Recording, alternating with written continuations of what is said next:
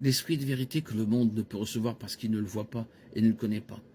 Vous le connaissez car il demeure avec vous et il sera en vous. Jean 14, 17.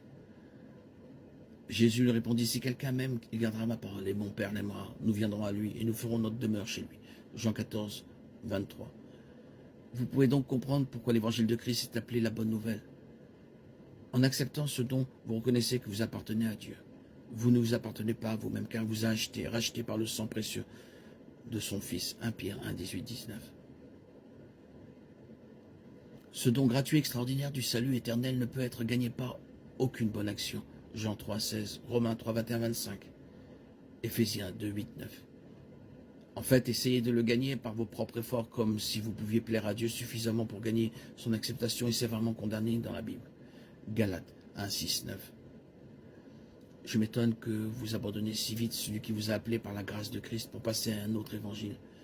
Ce n'est pas qu'il y en ait un autre, mais il y a des gens qui vous troublent, qui veulent renverser l'évangile de Christ. Et quand nous-mêmes, quand un ange du ciel vous annoncerait un autre évangile que celui que nous avons prêché, qu'il soit anathème.